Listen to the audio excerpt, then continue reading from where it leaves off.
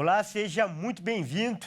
Mais uma vez, é muito bom estar em sua companhia. E a partir de agora, você acompanha comigo as notícias do Brasil e do mundo.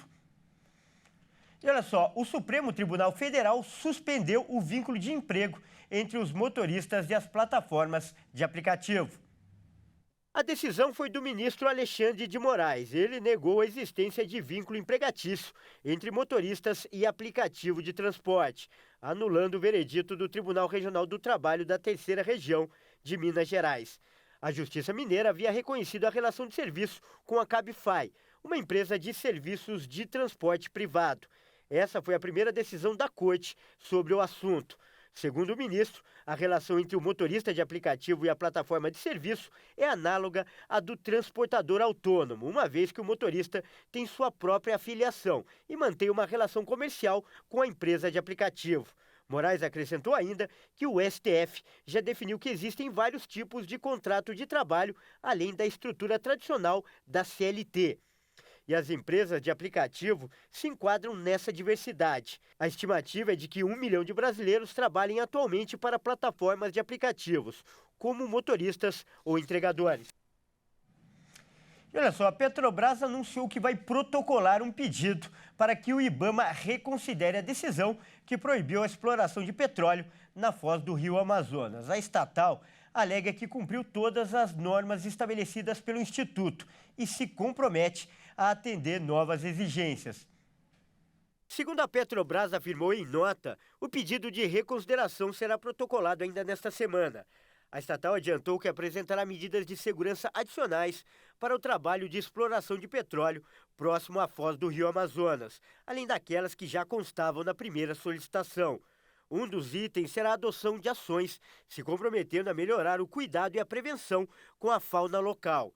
A Petrobras ampliará a base de estabilização de fauna no município de Oiapoque, no Amapá, que atuará em conjunto com o Centro de Reabilitação e Despetrolização de Fauna, construído pela estatal em Belém.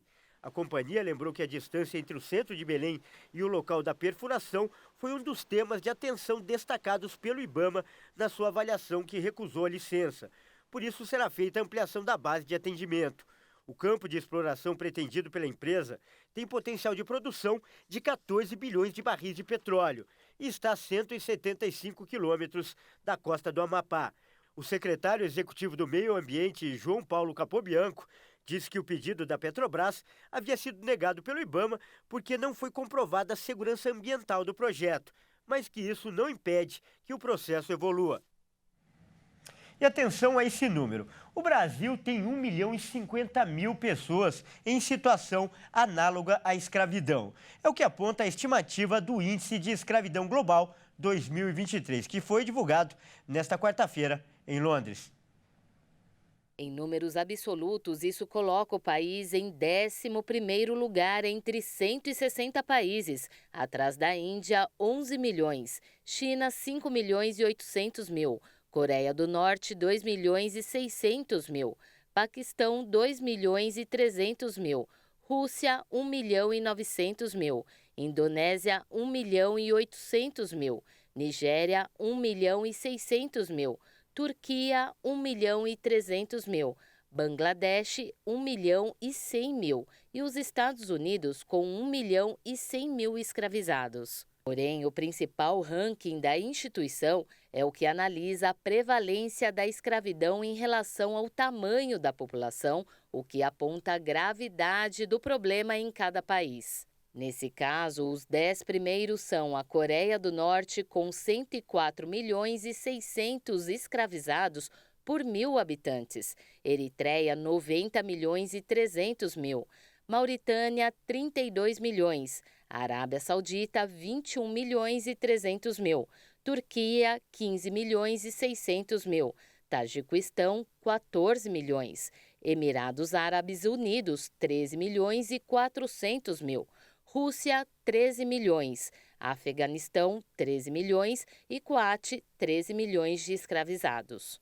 Há entre eles, segundo os responsáveis pelo estudo, características em comum como proteção limitadas para liberdades civis e direitos humanos.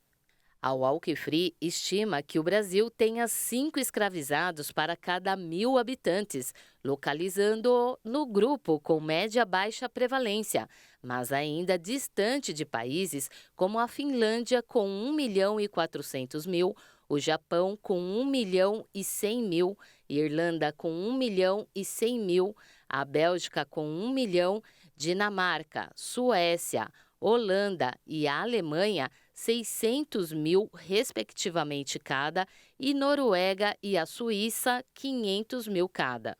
De acordo com a organização, as estimativas são calculadas com base em fatores de risco individuais e nacionais para a escravidão e inclui também entrevistas e coleta de dados sobre vulnerabilidade. Esta é a 5ª edição do Índice de Escravidão Global. Estima-se que cerca de 50 milhões de pessoas viviam em condições de escravidão em todo o mundo em 2021. O número divulgado em setembro do ano passado foi produzido pela Organização Internacional do Trabalho, em parceria com a Organização Internacional para a Migração e a Walk Free. E mais de 10 milhões de brasileiros saíram da linha da pobreza no país em 2022. E mesmo assim, a maioria da população de 9 estados segue na pobreza. Ou seja, vive com uma renda mensal de até R$ 665,02, de acordo com o levantamento. Um estudo foi feito com base em dados de 2022 da Pesquisa Nacional por Amostra de Domicílios do IBGE. O levantamento aponta que a taxa de pobreza brasileira caiu de 38,2% para 33% entre 2021 e 2022, para um nível mais próximo de 2020. Mesmo com a queda, o número de pobres no país ainda é alto. São 70.700.000 brasileiros vivendo em situações precárias. Antes eram 81.200.000 em 2021. Todos os estados do país tiveram queda nas taxas de pobreza no último ano. Os estados com as maiores reduções foram Roraima, com 11,7% e Sergipe, com 9,7 pontos percentuais, mas eles seguem com taxas elevadas acima de 45%. Mesmo com a queda, Maranhão segue como o estado com os maiores indicadores. 6 a cada 10 maranhenses vivem na pobreza. Segundo o estudo, 2 fatores principais estão por trás da queda de pobreza em 2022. A melhora do mercado de trabalho e a expansão de programas de transferência de renda, como o Auxílio Brasil. A pesquisa mostra ainda que o número de brasileiros vivendo na extrema pobreza, ou seja, com até R$ 208,73 por mês, também diminuiu, recuando de 20 milhões em 2021 para 13.700.000 em 2022.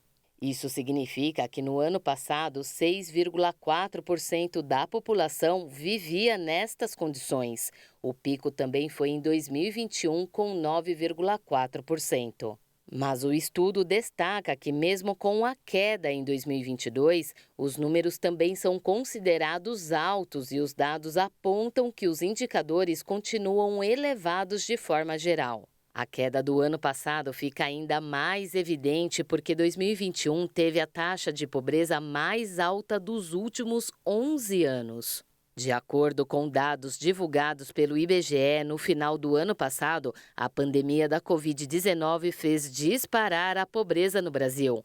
Com isso, o número de brasileiros vivendo abaixo da linha da pobreza bateu recorde em 2021. Bom, essa edição fica por aqui. Eu agradeço pela sua companhia e convido a continuar ligado em nossa programação. Até mais!